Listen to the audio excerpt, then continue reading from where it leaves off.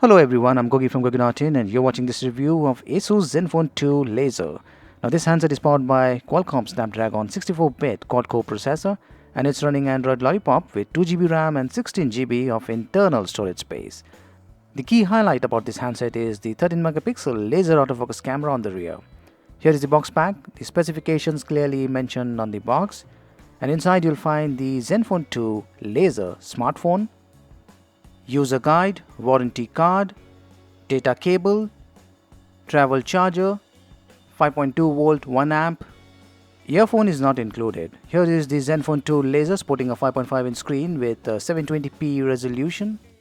The screen does come with Corning Gorilla Glass 4 protection. If you have used a ASUS Zenfone phone before, the design is almost similar, there's not much of a difference. The rear side does look like metal, but it is made up of plastic. This handset has got a curvy design. It's bulkier in the center and gets slimmer towards the edges, just like the other ASUS smartphones. Build quality and the finishing is very good. The handset is heavy but comfortable to hold. This is the speaker out vent, and on the top you'll find a 13-megapixel autofocus camera with dual LED flash, and this is the laser that gets a faster focus. The power button, 3.5mm audio jack, and the secondary mic is placed on the top. At the bottom you'll find a micro USB port and the primary mic, and the volume rockers are actually placed on the back side. This is the volume rocker. As already mentioned, the back cover looks like metal, but it's actually made up of plastic. This is the 3000 mAh battery that looks as if it's built in, but it's not. You can actually remove this battery. This is a dual SIM handset, and this is the micro SIM slot 1 with an overlapping micro SD card slot, and this is the micro SIM slot 2. I'm going to insert the micro SIM in SIM slot 1 and the micro SD card. Weight with battery is 170 grams, and this handset is about 10.53 mm thick. After starting this handset for the first time, it automatically selected the Dutch language. I'm not sure why, but this is how I'm going to change it. I'm going to select English, India. 4G works. As you can see, I'm using micro SIM in SIM slot 1, and I'm going to switch it to SIM slot 2, and 4G works on SIM slot 2. You can use 4G from any of these SIM slots. Most of the applications are clubbed together into a folder, thereby reducing the screen space. Here is the communication folder, and this is the Google folder with all the Google related applications. This is the Zen UI based on Android Lollipop. Touch is very smooth and responsive, and the viewing angles are also pretty good. You can clearly see the fonts and the icons from almost all angles. There are dedicated navigation buttons and they do not light up.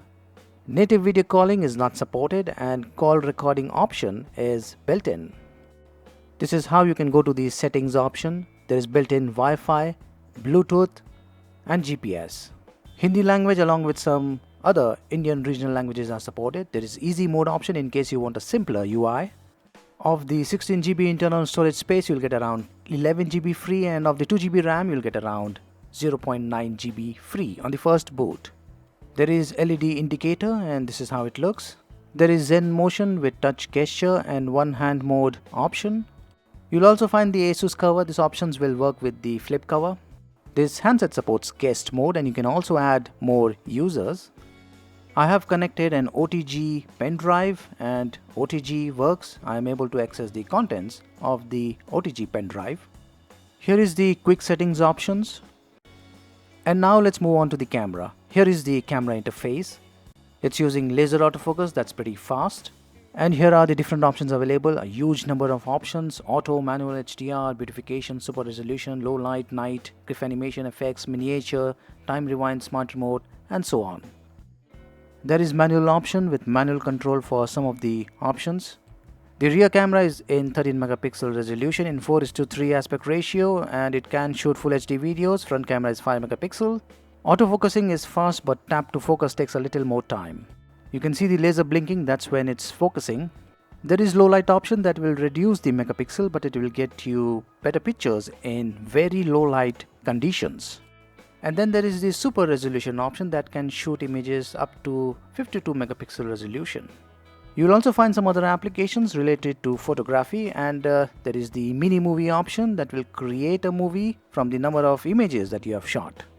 For sample images and videos, do visit my website. There is power saving mode set to balance mode by default, and there is also the ultra power saving mode. This handset is powered by Qualcomm Snapdragon 410 1.2 GHz 64-bit quad-core processor. It's Cortex A53 coupled with Adreno 306 GPU. It's using the MSM 8916 chipset, running Android Lollipop 64-bit. And here are the sensors: light, proximity, gyro, accelerometer, and magnetic. Before running the benchmark application, the temperature is at 35 degrees. Quadrant benchmark score is 13398. AnTuTu score 64-bit for the first time was 23310. Temperature is 36 degrees. Second time the score was 23309. Temperature is well under control, 36 degrees.